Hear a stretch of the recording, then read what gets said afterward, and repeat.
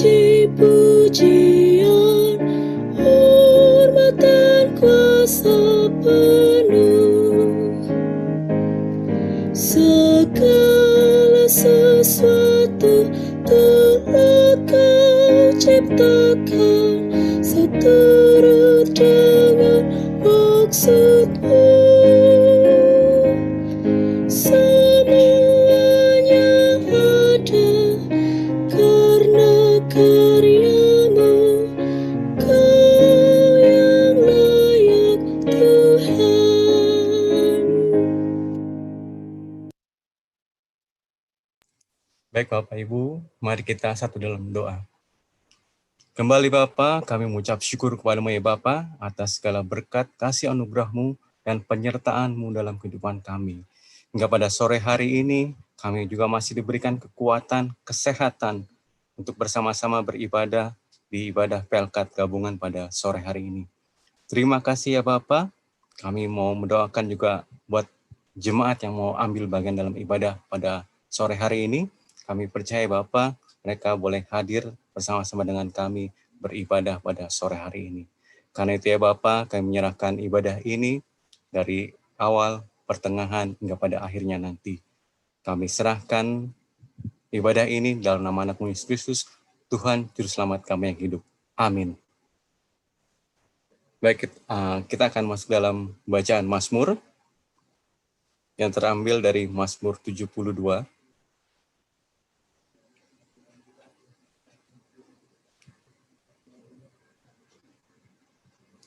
Mazmur 72, ayat yang pertama sampai yang keempat.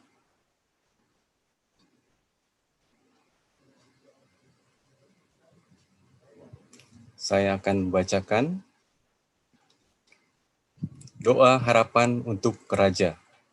Dari Salomo, ya Allah, berikanlah hukum-Mu kepada Raja dan keadilan-Mu kepada putra Raja. Kiranya ia mengadili umat-Mu dengan keadilan dan orang-orang-Mu yang tertindas dengan hukum. Kiranya gunung-gunung membawa damai sejahtera bagi bangsa dan bukit-bukit membawa kebenaran.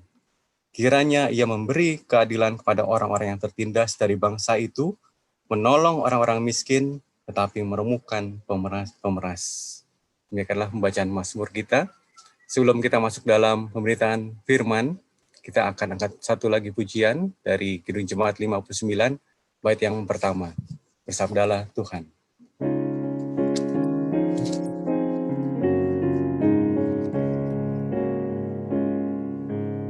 Bersabdalah Tuhan, kami mendengarkan. Bersabdalah Tuhan, kami mendengarkan.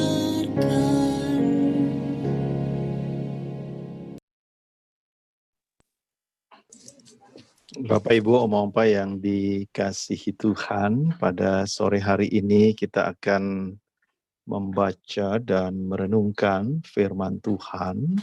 Sebelum kita membaca dan merenungkan firman Tuhan, mari kita berdoa. Kita mohon tuntunan kuasa Roh Kudus di dalam pelayanan dan pemberitaan firman. Kita berdoa. Terpujilah nama-Mu yang kekal, ya Allah Bapa di sorga, karena hanya oleh kasih karunia-Mu yang kami terima di dalam Tuhan Yesus Kristus, dan oleh tuntunan kuasa Roh Kudus yang mengajarkan kami tentang kebenaran dan kasih. Kami mau beribadah kepada-Mu ya Tuhan, lewat persekutuan Pelkat yang boleh kami laksanakan pada sore hari ini. Dalam tuntunan kuasa Roh Kudus, Tuhan memberkati kami, khususnya kami semua yang beribadah, melalui kebenaran firman-Mu yang akan kami baca dan kami renungkan.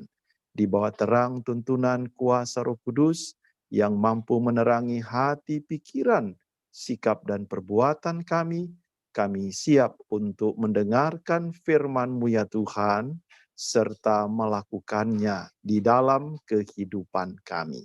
Berfirmanlah ya Tuhan, kami sedia menyambut kebenaran firman-Mu dalam sukacita. Amin.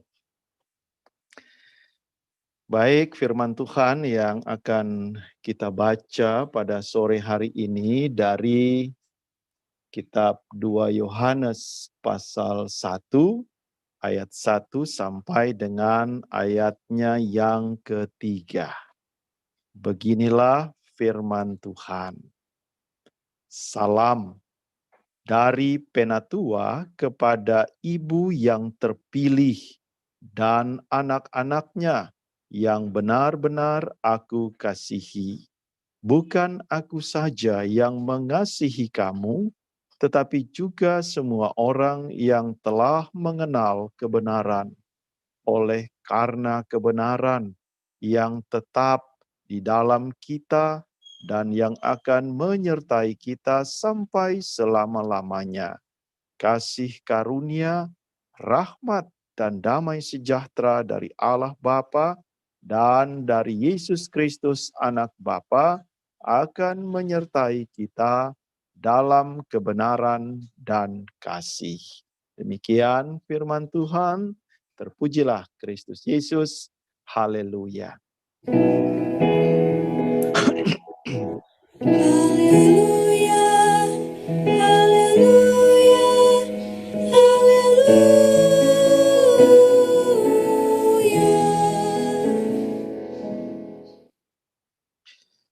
Oma, opa, Bapak, Ibu, saudara-saudara, khususnya anggota Gerakan Pemuda, kita boleh bersama-sama bersyukur pada sore hari ini karena Tuhan masih memberikan kita kesempatan untuk beribadah. Memang ibadah-ibadah yang kita lakukan sampai dengan hari ini masih tetap lewat media dalam jaringan, dan kita pun masih terus berdoa supaya dalam waktu Tuhan kita bisa kembali dalam ibadah-ibadah bersama di gereja atau PKLU dan GP di ruang Efesus. Itu kerinduan kita bersama. Tetapi dalam waktu yang Tuhan sediakan ini kan tidak mengurangi nilai kita untuk tetap beribadah. Pada sore hari ini kita disapa oleh firman Tuhan dari surat Yohanes yang kedua pasal 1. Memang surat Yohanes yang kedua ini ditujukan khususnya dari presbiter atau presbuteros kepada Kyria, ya. Di penatua itu dalam bahasa Yunani disebut presbuteros atau presbiter, dan ibu itu disebut Kyria. Ini kalau dikatakan di sini Kyria itu ibu yang mulia atau perempuan yang mulia. Mungkin kita bertanya kenapa Yohanes dalam jabatan sebagai presbuteros atau presbiter ini menyapa kepada seorang ibu, ya. Memang pemahaman kita tentang seorang ibu itu akan membawa kita untuk melihat bahwa kalau orang sering katakan memang dari seorang ibulah lahir atau ada kehidupan, gitu ya. Dan kita semua kan lahir atau ada dari rahim seorang ibu, sehingga posisi ibu itu menjadi sangat mulia, begitu ya. Makanya ada lagu yang namanya Kasih Ibu. Enggak ada namanya kasih bapak. Nanti kalau kasih bapak, bapak-bapak aja yang ciptakan, begitu ya. Jadi artinya ibu itu ditempatkan sebagai atau pada posisi yang mulia atau yang tinggi, yang dihormati, begitu ya. Nah, pada sisi lain memang sapaan dari Rasul Yohanes yang menyebut dirinya penatua ini kepada ibu ini juga sering ditafsirkan sebagai personifikasi atau gambaran kepada gereja, gitu ya. Jadi Rasul Yohanes menyapa jemaat yang adalah gereja dengan sebutan ibu, gitu ya. Dan biasanya kalau dilihat di sini sapaan kepada ibu yang terpilih beserta anak-anaknya. Jadi ini sapaan ditujukan kepada gereja dan anak-anaknya itu adalah jemaat, ya. Jadi artinya posisi ibu di sini dikatakan sama dalam konteks bahwa gereja itu adalah kepunyaan Kristus, gitu ya. Kan kalau Kyria itu artinya perempuan yang mulia, kalau di dalam bahasa Yunani juga ada kata Kyrie, ya. Kalau sering kita nyanyikan itu kan Kyrie eleison. Tuhan tolonglah atau Tuhan kasihanilah. Nah, memang lebih semua kata Kyrie itu asalnya dari kata Kyrios atau Kurios yang artinya Tuhan. Jadi artinya di sini Rasul Yohanes mau menyapa jemaat dengan sebutan ibu, dan di dalamnya juga memang kita harus pahami bahwa situasi di mana Rasul Yohanes mengirim surat pada waktu itu jemaat itu sedang berada di dalam penganiayaan, sehingga surat ini dibuat atau dibuka dengan sapaan-sapaan yang ya sifatnya personifikasi, ya. Jadi artinya tidak menerangkan tujuannya kepada jemaat tertentu. Karena kalau surat ini didapat oleh mereka yang menindas orang Kristen, maka bisa-bisa satu jemaat itu ditangkap semuanya, dianiaya dan disiksa. Oleh karena itulah penatua yang dikatakan di sini merupakan penggambaran dari sapaan kepada gereja dan jemaatnya. Nah, bagi kita tentunya memahami tentang sapaan dari Rasul Yohanes kepada jemaat ini haruslah didasari apa yang menjadi tujuan dari Rasul Yohanes ini menyapa jemaat.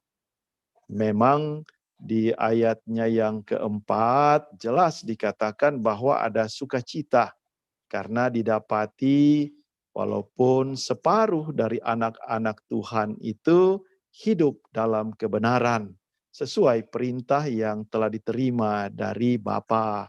Artinya jemaat yang dikirimi surat ini atau jemaat Kyria ini memang telah hidup di dalam kebenaran.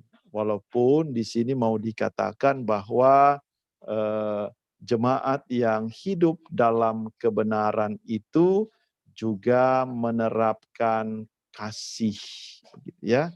Jadi artinya Rasul Yohanes mau katakan bahwa kebenaran yang diikuti dengan kasih melahirkan perbuatan-perbuatan atau sikap-sikap yang konkret di mana jemaat itu memang mewujudkan kasih atau menyatakan kasih, ya. Jadi artinya apa yang dipraktekkan oleh jemaat di mana Rasul Yohanes mengirim surat, memang mereka sangat terkenal karena menerapkan kebenaran dan kasih kalau di ayat 1 itu kepada semua orang, ya. Jadi artinya mereka yang mengenal orang Kristen pada waktu itu, mereka tahu bahwa orang Kristen itu hidup di dalam kebenaran, hidup di dalam kasih. Nah, memang kalau kita bicara tentang kebenaran dan kasih ini kan tidak bisa dipisahkan karena mereka berjalan bersama-sama, kan begitu kalau orang menerapkan kebenaran tanpa kasih ataupun kasih tanpa kebenaran, maka perbuatan tersebut nampaknya sia-sia.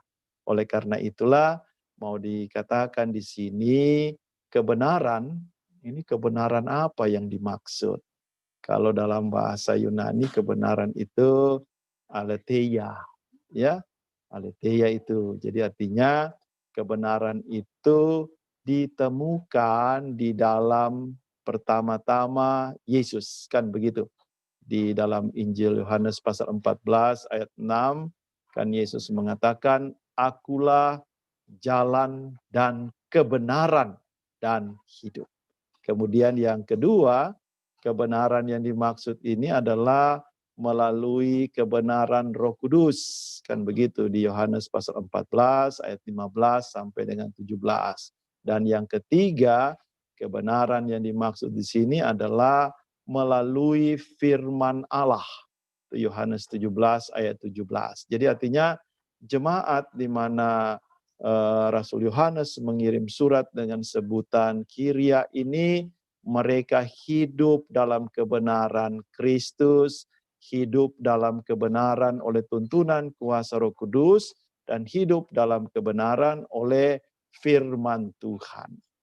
Kemudian yang kedua, mereka hidup di dalam kasih. Nah, mereka yang hidup di dalam kasih ini tidak hanya begitu ya. Kasih itu tidak hanya dikatakan, tetapi kasih itu juga dipraktekkan. Ya, kan begitu. Kalau orang hanya atau pintar mengatakan kasih, ya bisa saja, tetapi kalau tidak dipraktekkan maka kasih itu akan sia-sia, ya. Jadi mungkin kita bisa mengatakan saya mengasihi, tetapi ketika kata kasih itu tidak dipraktekkan secara konkret, maka ya kata kasih itu akan menguap seperti embun. Ya, jadi artinya kalau kita melihat bahwa kasih yang dimaksud di sini adalah bentuk kasih sebagaimana kasih Kristus, kan begitu. Kalau dalam bahasa Yunani itu kan kita mengenal ada berapa itu 4 kasih, gitu ya. Ada yang namanya kasih storge, ya. Kasih storge ini biasanya atau kasih storge itu adalah kasih dari seorang ibu kepada anaknya. Kemudian juga ada kasih filia. Kasih filia ini biasanya kasih dari seorang kepada saudaranya atau kepada temannya. Kemudian ada kasih eros. Ini kasih suami kepada istri. Kalau bahasa Inggrisnya ini kasih eros ini romantic love, ya. Jadi kasih yang mendalam yang diwujudkan lewat romantisme dalam kehidupan suami dan istri. Biasanya kasih eros itu banyak gambarannya di kitab Kidung Agung, gitu kan. Kemudian yang terakhir kasih agape. Kasih inilah yang harusnya diterapkan di dalam kehidupan warga atau anggota jemaat, ya. Jadi kasih agape ini adalah kasih yang di dalamnya memberi diri, ya. Jadi memberi diri untuk sesama, sehingga dengan memberi diri itu banyak orang yang mengalami sukacita. Kan Kristus begitu. Ketika dia memberi dirinya untuk menderita di kayu salib, seluruh umat manusia dibuka kesempatan untuk menerima keselamatan. Dan memang dalam praktek kehidupan yang kita jalani saat ini, ya kadang-kadang kasih itu nilainya justru menjadi rendah, gitu ya. Banyak orang yang menyatakan kasih tetapi memiliki tujuan dan kepentingan pribadi, ya. Makanya Rasul Paulus ingatkan itu dalam Roma pasal 12 ayat 9, kasih itu jangan pura-pura, gitu ya. Jadi artinya banyak orang yang ya itu tadi manis di bibir, tetapi kadang-kadang apa yang dia lakukan itu dibungkus dengan sedemikian rapi dengan tujuan supaya kepentingan dan keinginannya tercapai, gitu ya. Jadi itu kita harus berhati-hati karena sekarang ini ya mau dikatakan kasih itu, kebenaran itu belum tentu asli, kan begitu.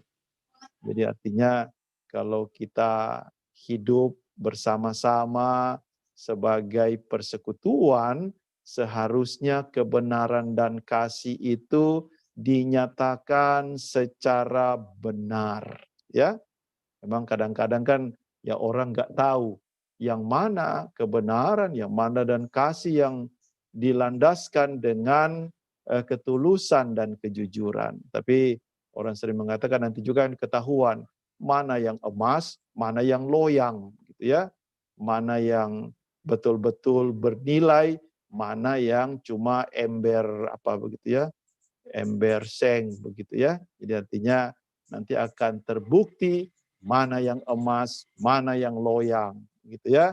Kalau apa begitu ya, orang ternyata menyatakan sesuatu dengan kepentingan pribadi. Dan memang kalau sekarang ini kita lihat kan banyak apa begitu ya, banyak tipuan-tipuannya, gitu ya. Tetapi satu hal yang pasti, mereka yang hidup dalam kebenaran dan kasih, dalam ketulusan dan kejujuran, maka kita nggak mudah diperdaya, kita nggak mudah ditipu, begitu ya. Orang sering mengatakan, ya you bisa menipu satu atau dua orang, tetapi kan Anda tidak bisa menipu semua orang, ya. Jadi artinya kalau masih ada dari kita yang mau menyatakan kebenaran, menyatakan kasih, tapi dengan tujuan untuk kepentingan pribadi, kepentingan diri sendiri, ya sudah dibuang saja itu, ya. Karena apa juga yang mau kita cari, apa juga keuntungan dari sana. Kalau orang katakan, ya kan mungkin banyak keuntungannya, tetapi kan keuntungan itu hanya keuntungan semu. Itu tidak bisa meninggalkan jejak yang baik bagi orang lain. Itu hanya akan merugikan diri kita sendiri. Nah, sebagaimana sapaan yang disampaikan oleh Rasul Yohanes kepada jemaat, maka sapaan ini ditutup dengan kasih karunia, rahmat dan damai sejahtera dari Allah Bapa dan Yesus Kristus akan menyertai kita dalam kebenaran dan kasih. Jadi artinya kalau kita hidup dalam kasih karunia, kita telah menerima rahmat di dalam Kristus Yesus, maka damai sejahtera akan membawa ketentraman dan ketenangan di dalam kehidupan kita, baik dalam persekutuan, dalam keluarga, maupun dalam pelayanan yang kita jalani. Dan kita percaya bahwa kehadiran kita sebagai orang Kristen, orang yang mau menyatakan kebenaran dan kasih itu kan tidak akan apa begitu ya, tidak akan goyah, tidak akan luntur semangat kita kalau kita berhadapan dengan dunia yang dipenuhi dengan keburukan, dipenuhi dengan kuasa dosa. Orang Kristen itu harus tampil, kalau saya sering katakan, sebagai garam dan terang. Ya, jadi kita yang menjadi garam, kita yang menjadi terang, bukan sebaliknya. Jangan sampai yang kejadian malah dunia ini, dosa ini yang menggarami dan menerangi kita. Kalau sudah seperti itu keadaannya, ya rusaklah seluruh kehidupan kita maupun kehidupan persekutuan. Karena itulah lewat pesan firman Tuhan ini, sebagaimana maksud dan tujuan dari Penatua yang mengirim surat kepada Kiria, Ibu yang mulia, harapan bahwa jemaat itu akan tetap kuat dan memelihara kebenaran dan kasih dalam praktek kehidupannya. Demikian juga kita sebagai orang percaya, sebagai persekutuan, Pelkat, khususnya Pelkat, PA, PT, GP, PKB, PKP, PKLU, kan pada hari Sabtu besok kita akan melaksanakan pemilihan pengurus Pelkat. Kalau surat yang kita terima dari Rasul Yohanes kepada kita, ya sama Rasul Yohanes menyapa kita sebagai Kiria, ibu yang mulia, perempuan yang terpilih, jemaat yang telah dikuduskan oleh Tuhan Yesus Kristus. Dan pelayanan itu kan harus dilaksanakan khususnya ketika pengurus Pelkat ini harus dibentuk, pengurus Pelkat yang baru ini harus dipilih supaya tugas-tugas pelayanan yang sudah diselesaikan oleh pengurus Pelkat yang lama dapat dilanjutkan kembali dalam situasi yang baru. Dan kita percaya di dalam kebenaran dan kasih Kristus, pemilihan pengurus Pelkat pada esok hari akan memberikan kita banyak sukacita, akan memberikan kita kekuatan untuk terus melanjutkan pelayanan yang ada di tengah-tengah jemaat, khususnya bagi pengurus pelayanan kategorial yang akan terpilih dan akan melanjutkan tugas pelayanan di tengah-tengah jemaat. Biarlah kasih dan kebenaran Kristus tetap menaungi kehidupan kita sebagai orang-orang yang hidup dalam anugerah dan kasih Allah. Amin.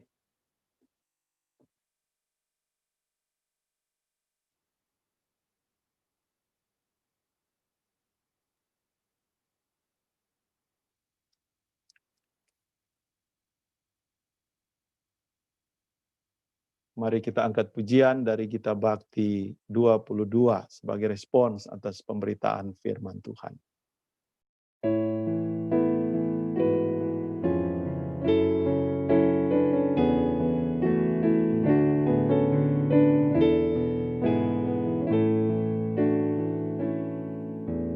Dari semula telah kau tetapkan hidupku dalam tanganmu, dalam rencanamu Tuhan. Rencana indah telah kau tetapkan bagi masa depanku yang penuh harapan. Semua baik apa yang telah kau perbuat di dalam hidupku. Semua baik, sungguh teramat baik. Kau jadikan hidupku berarti.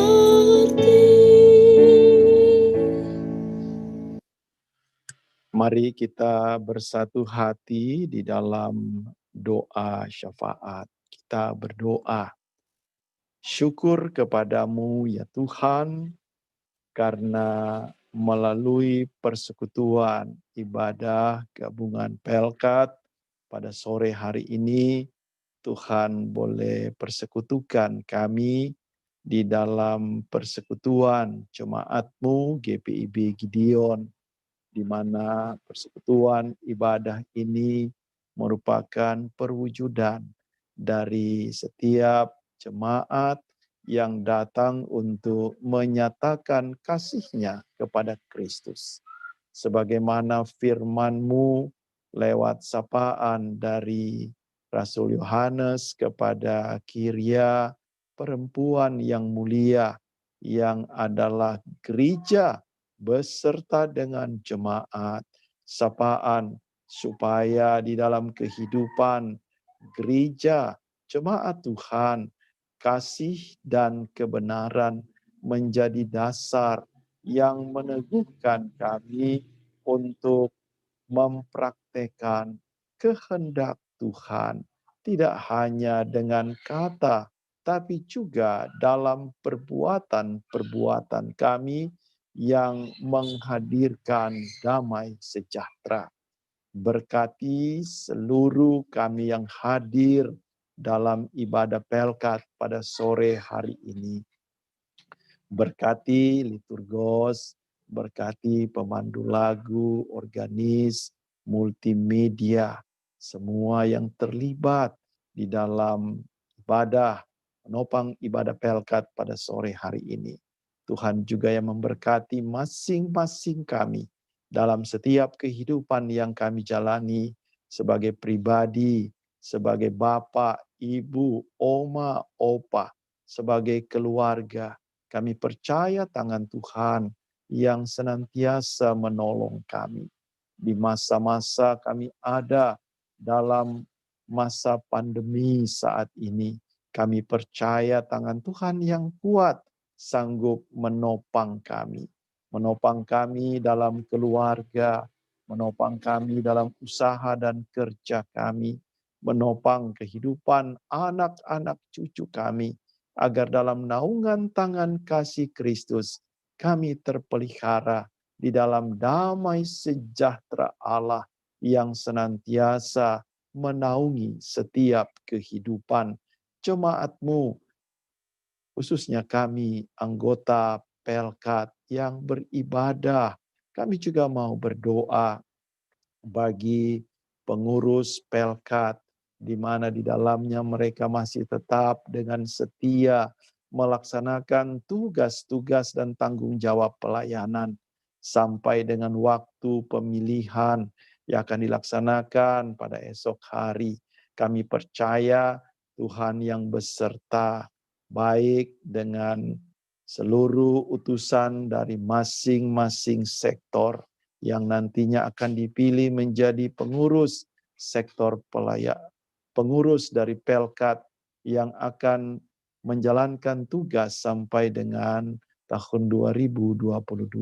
Kami percaya Tuhan, Engkau yang beserta dengan majelis jemaat, khususnya Ketua 3 PHMJ, tim multimedia, semua utusan yang akan hadir dalam pemilihan. Biarlah ya Tuhan Engkau berkati, agar nantinya terpilih ketua, sekretaris, dan bendahara yang akan melanjutkan tugas pelayanan di masing-masing Pelkat. Kami juga mau berdoa bagi jemaat-Mu, rekan-rekan kami, anak, saudara, orang tua kami yang saat ini dalam kelemahan tubuh.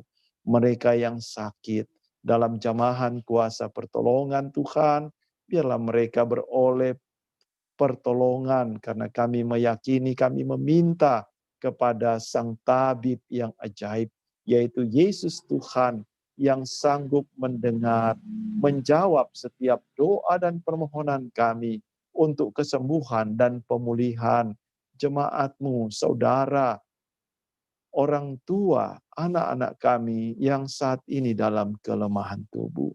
Kami juga mau berdoa bagi apa yang boleh menjadi rencana Tuhan bagi kehidupan kami sebagai jemaat, sebagai warga negara dan warga masyarakat.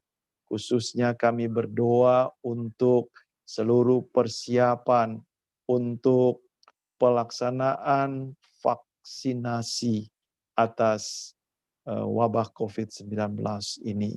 Kami percaya melalui tangan-tangan para ahli di laboratorium, melalui seluruh uji coba klinis, demikian juga pemerintah, bagian Menteri Kesehatan, kami percaya tangan Tuhan yang menolong agar percepatan vaksinasi yang baik yang dapat diterima oleh seluruh masyarakat boleh membawa kami hidup di dalam ketenangan dan ketentraman, karena wabah COVID ini sudah bisa teratasi. Dan kami percaya seluruh upaya untuk vaksin yang nantinya akan tersedia, Tuhan yang punya rencana yang baik agar wabah ini dapat segera berlalu karena Tuhan yang menolong kami. Terima kasih ya Tuhan, seluruh perjalanan kehidupan kami pasrahkan dalam tangan kasih Kristus yang senantiasa menolong, mendengar dan menjawab setiap doa dan permohonan kami. Inilah doa kami ya Tuhan, di dalam pengasihan-Mu kami mohon. Dengarkanlah doa kami. Peliharalah kami dalam Yesus Kristus Tuhan yang sudah mengajar kami berdoa. Bapa kami yang di sorga, dikuduskanlah nama-Mu, datanglah kerajaan-Mu, jadilah kehendak-Mu di bumi seperti di sorga. Berikanlah kami pada hari ini makanan kami yang secukupnya, dan ampuni kami akan kesalahan kami, seperti kami telah mengampuni orang yang bersalah kepada kami. Dan jangan membawa kami ke dalam pencobaan, tetapi lepaskanlah kami daripada yang jahat.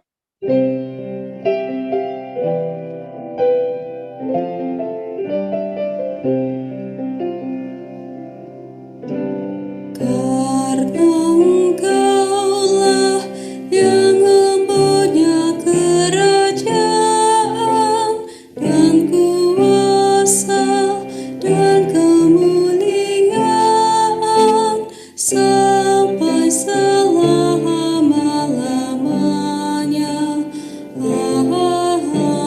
Amin.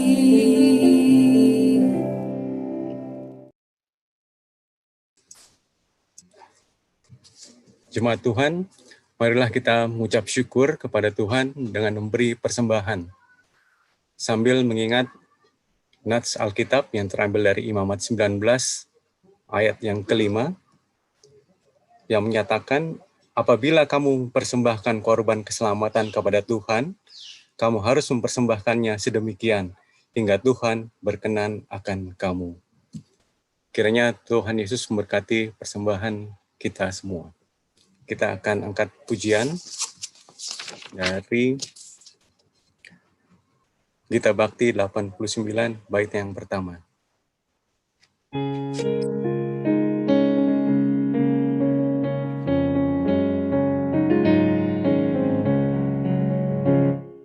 Dunia ini untuk kemuliaan Tuhan. Amin. Kita berbuat apa dengannya? Amin. Amin. Amin. Amin. Amin. Dunia ini untuk kemuliaan Tuhan. Amin.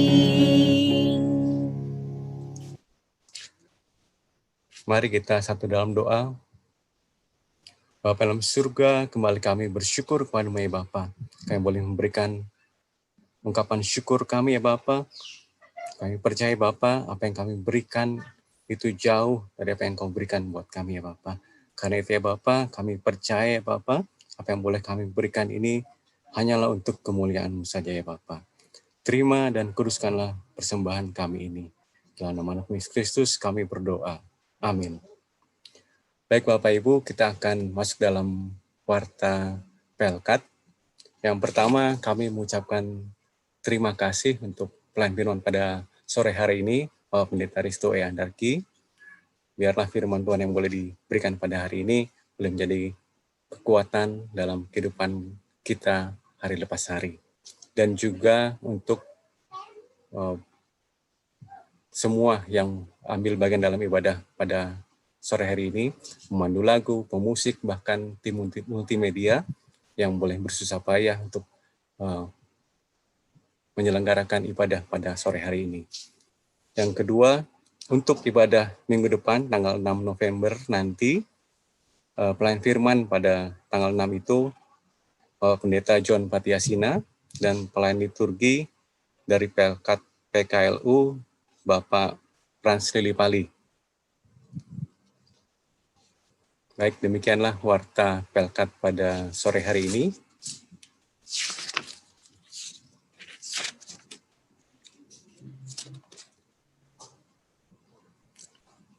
Bapak, Ibu, Oma, Opa yang dikasihi Tuhan, terima dan laksanakanlah amanat pengutusan, kembalilah dalam seluruh kehidupan yang kita jalani, hiduplah dalam kebenaran dan kasih Kristus, serta nyatakanlah itu di dalam seluruh kesaksian kehidupan. Nyanyian pengutusan.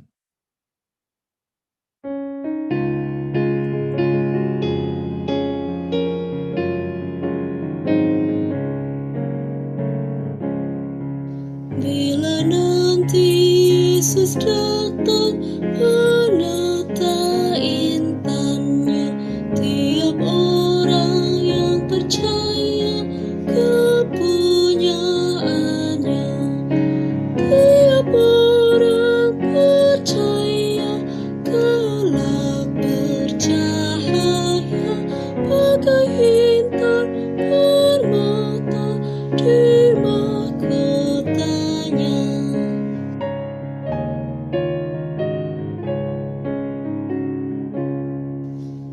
Anak-anak yang percaya dirangkul olehnya dan menjadi mutiara kesayangannya. Tiap orang percaya kelak bercahaya bagai intan permata di mahkotanya.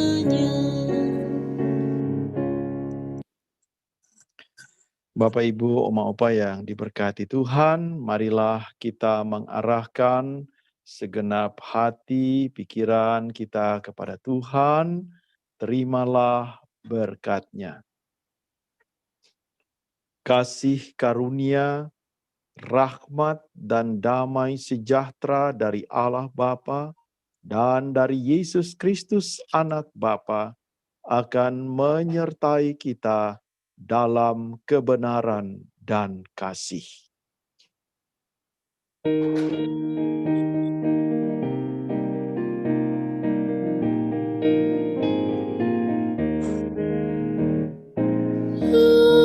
Amin, amin, ya benar adanya.